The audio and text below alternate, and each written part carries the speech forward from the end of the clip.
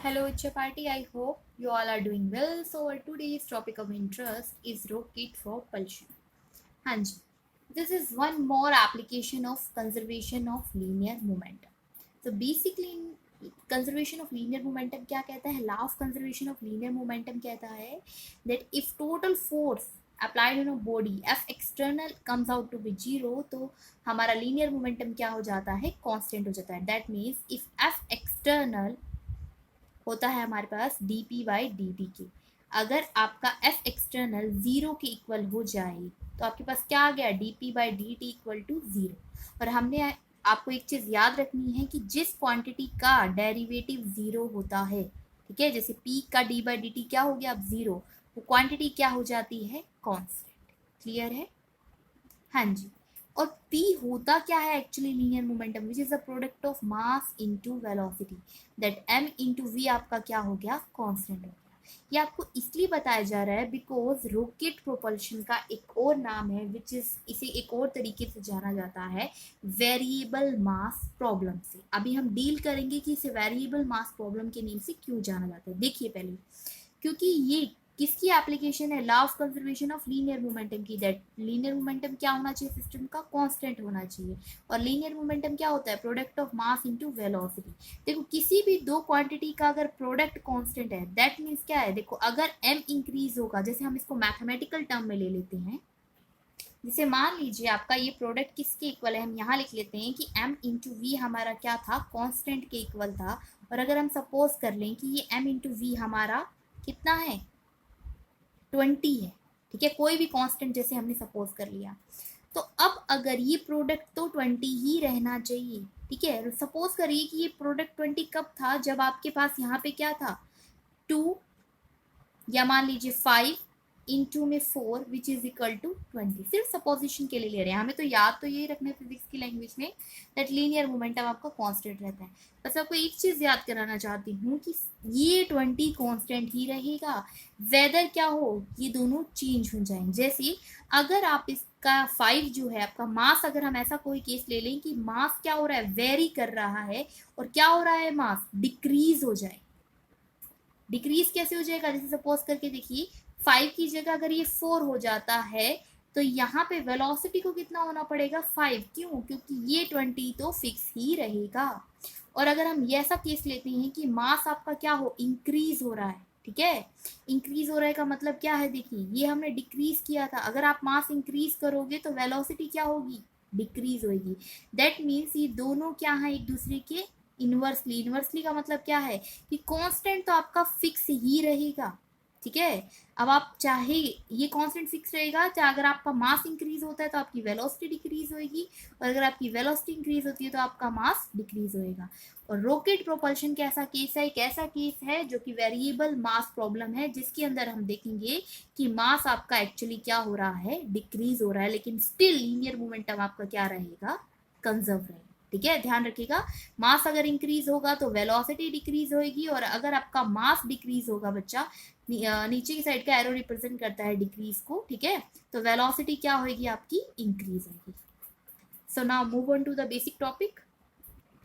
हाँ जी बच्चा पार्टी, देखिए तो यहाँ आपको 3 डिफरेंट डायग्राम्स अवेलेबल हो रहे हैं, ठीक है, क्लियरली विजिबल हो रहे हैं। तो क्या है यहाँ पे, देखिए एक रॉकेट के अंदर क्या होता है, एक तो रॉकेट का वो पार्ट जो कि हवा में क्या करेगा, फ्लोट करेगा, उड़ेगा, ऊपर की तरफ जाएगा, लेकिन रॉकेट में क्या डाला जाता है, डीजल डाला जाता है, ठीक है, जिसकी वजह से वो क्या होता है, ऊपर की तरफ अपवर्ड डायरेक्शन में मूवमेंट करता है। अब वो डीजल क्या, वो डीजल का डीजल ही रहता है जब वो चलता है, नहीं, वो डीजल किस में कन्वर्ट हो जाता है, किस में कन्वर्ट हो जाता है बेटा, गैस में कन्वर्ट हो जाता है, ठीक है। डीजल कंज्यूम करता है वो रॉकेट एनर्जी को ऑब्टेन करने के लिए, और उसमें से क्या निकलती है, गैस निकलती है। तो हमने यहाँ पे शुरू में क्या किया, एक रॉकेट लिया है, ठीक है, जिसकी वैल्यू आपने दिखाया कि रेस्ट में, नोट का मतलब होता है जब जीरो पे है, मतलब रेस्ट मास अभी वो जीरो है। एम नोट का मतलब है total mass of container of rocket and its fuel at time t is equal to zero. तो जब टाइम जीरो है उस टाइम पे उस पूरे रॉकेट का प्लस में उसके फ्यूल का, ठीक है, मास एम नोट है। इनिशियल वेलोसिटी क्या है इस टाइम पे, वी नोट, अभी वो चल नहीं रहा है। नेक्स्ट सेकंड सिचुएशन क्या दिखाती है, mass of rocket at time t, मतलब कुछ टाइम टी के बाद उसका मास कितना हो जाता है, एम। वेलोसिटी है उसकी v।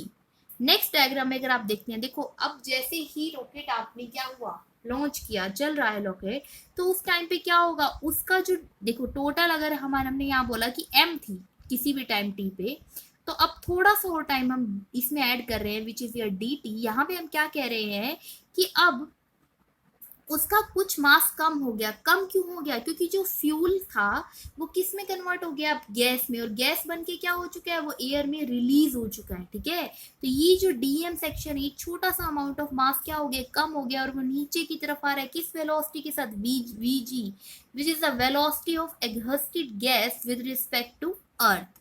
ठीक है, अब मास कम हुआ, मास कितना कम हुआ, जितना नीचे गया।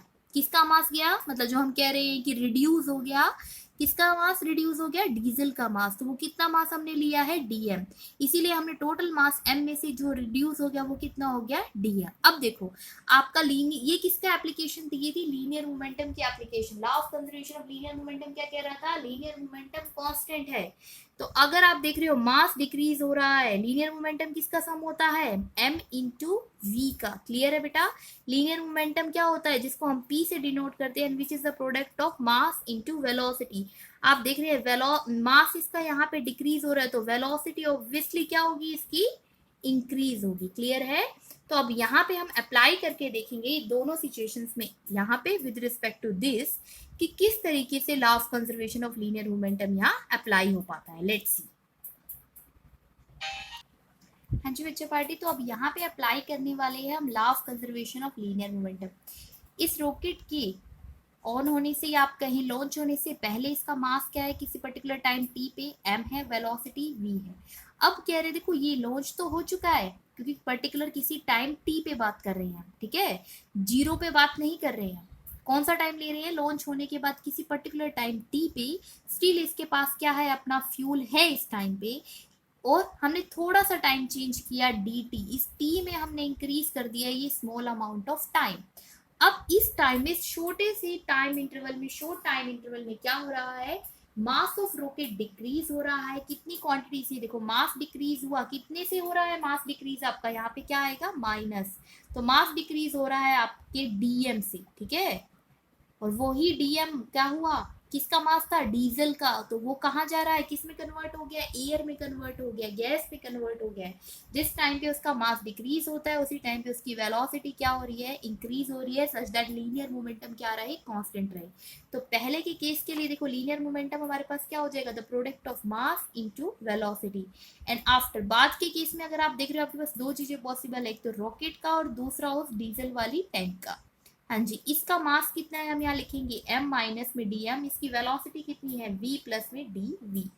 और यहाँ पे अगर हम बात कर रहे हैं vg, which is velocity of exhausted gas with respect to earth, तो उस गैस की जो निकल रही है उसका छोटा सा अमाउंट मास dm, उसकी वेलोसिटी vg। तो ये भी इसमें क्या होंगी, एडअप होंगी। पहले वाला केस ये, बाद वाला केस ये। तो यहाँ पे हम लिख लेंगे प्लस में dm, इनटू में हम लिख रहे हैं माइनस वीजी। माइनस वीजी क्यों, क्योंकि आप ये देख रहे हैं इससे अपोजिट डायरेक्शन में ये मूव कर रही है, ये अपवर्ड डायरेक्शन में है, तो गैस कहाँ जा रही है, डाउनवर्ड डायरेक्शन में। अब इस इक्वेशन को अगर आप सोल्व कर लेते हैं तो you will have like this. हाँ जी बच्चे पार्टी देखिए, तो after solving we have this equation like, m को आप पहले इससे मल्टीप्लाई कर रहे हैं mv, प्लस में mdv, माइनस में vdm, माइनस में dmdv, माइनस में vg dm। हाँ जी, तो यहाँ पे अगर आप देखेंगे ये mv अगर यहाँ चला जाएगा तो आपके पास क्या इक्वेशन आ जाएगी, mv माइनस में mv which is equal to में mdv, ठीक है, माइनस में vdm। अब आपके पास आ रही है ये क्वांटिटी, देखिए small amount of mass and small amount of velocity, ये क्वांटिटी बहुत ही छोटी है, very small, hence it can be neglected. तो हम इस क्वांटिटी को क्या कर सकते हैं, नेग्लेक्ट कर सकते हैं।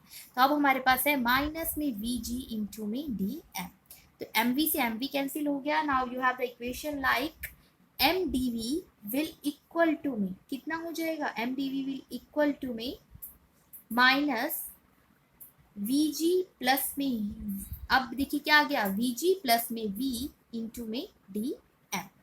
क्लियर है इतना, हाँ जी, हाँ जी बच्चों बैठे, लेट्स सी इससे फर्दर।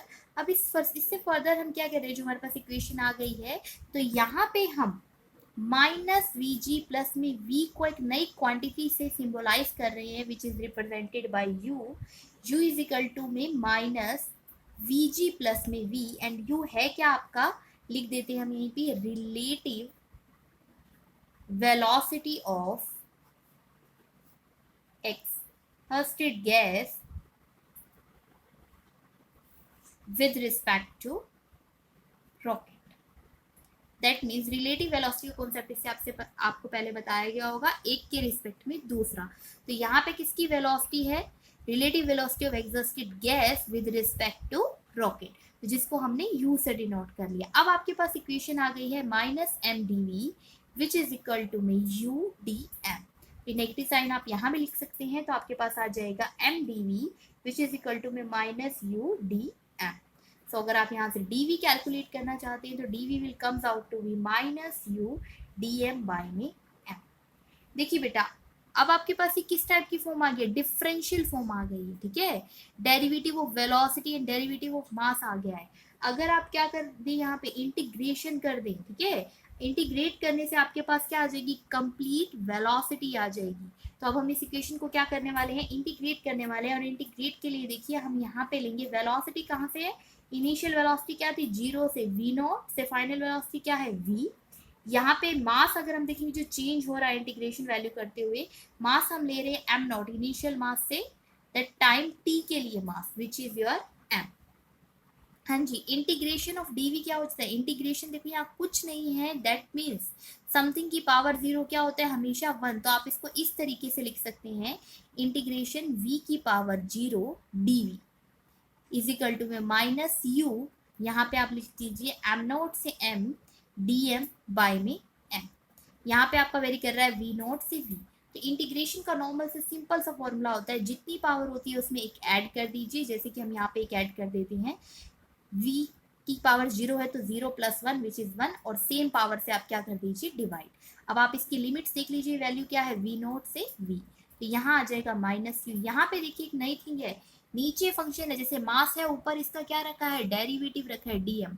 तो अगर इंटीग्रेशन में ऐसा कुछ फंक्शन हो कि नीचे फंक्शन ऊपर उसका डेरिवेटिव हो, तो वो किससे रिप्लेस हो जाता है, log ऑफ दैट फंक्शन से। तो हम यहाँ रिप्लेस कर देंगे ln into m, that log of mass. और यहाँ पे वेरिंग कहाँ से कर रहा है, m नोट से m तक। क्लियर है। तो अब हम इसे यहाँ पे पुट कर देंगे, v की जगह आप रिप्लेस करिए v अपर लिमिट माइनस में lower limit will equal to में माइनस यू, और यहाँ पे हम रिप्लेस करने वाले हैं upper limit log m minus में log m नॉट। क्लियर है। हाँ जी, so in such a way you can write down the velocity. Still आप यहाँ से v की वैल्यू भी कैलकुलेट कर सकते हैं। v क्या थी, उस रॉकेट की velocity which is comes out to be v naught plus में u log of m naught divided by m, क्योंकि log m माइनस n को हम m बाय n से लिख सकते हैं। अब अगर आपके पास ये इक्वेशन आ गई है और आप इसको नेचुरल लॉग में कन्वर्ट करना चाहते हैं, तो इस इक्वेशन को हम किस तरीके से लिख देंगे, इस ln की जगह किससे रिप्लेस हो जाता है, ln विल इक्वल टू में 2.303 इंटू में लॉग। तो यहाँ पे अगर आप इसको नेचुरल लॉग में कन्वर्ट करना चाहते हैं तो इसे 2.303 से यहाँ पे क्या कर दीजिए, मल्टीप्लाई कर दीजिए। Is it clear to all of you. Now we will calculate the acceleration of rocket. तो एक्सेलरेशन क्या होता है बेटा, नॉर्मली एक्सेलरेशन होता है rate of change of velocity. अब देखिए क्या आपने ऐसी कोई इक्वेशन यहाँ पे क्रिएट की है जिसमें हम ऐसा कुछ एग्जीक्यूट कर सकते हैं, लेट्स सी। हाँ जी बच्चा पार्टी, तो अगर आप एक्सेलरेशन ऑफ रॉकेट कैलकुलेट करना चाहते हैं तो देखिए यहाँ पे आपने एक इक्वेशन इससे पहले जो ऑब्टेन की थी, जिस इक्वेशन को हमने क्या किया है, इंटीग्रेट किया है। इसी इक्वेशन को अगर हम इसको इंटीग्रेट ना करें और यहाँ पे लिख दे result wise, dv will equal to में minus U D M by में m। क्लियर है इतना।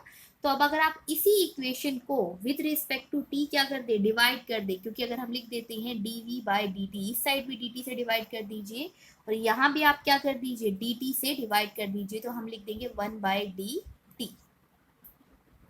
Y we have written the equation such like that, हमने ऐसा ही क्यों लिखा है, क्योंकि हम जानते हैं कि एक्सेलरेशन होता है dv by dt which is your velocity का change, dv by dt, rate of change of velocity. तो अगर हम dv बाई dt लिख ले तो dv बाई dt किसके इक्वल होता है, e की इक्वल होता है विच इज द एक्सेलरेशन। तो which is comes out to be minus u by m dm by dt. So in such a way we have calculate the acceleration of rocket. अब अगर आप thrust on rocket calculate करना चाहते हैं, ठीक है, तो thrust is likely the force. तो फोर्स के लिए इक्वेशन क्या होती है बेटा, अगर आप फोर्स कैलकुलेट करना चाहते हैं, which is your mass into acceleration. तो अगर आप इस एक्सेलरेशन को मास से मल्टीप्लाई कर देंगे तो उस रॉकेट पे लगने वाला थ्रस्ट आप क्या कर लेंगे, कैलकुलेट कर लेंगे. ठीक है, हाँ जी. तो we will put the equation and see what comes. M की एम रखा, एक्सेलरेशन की जगह रखेंगे हम minus u by m d M by में डी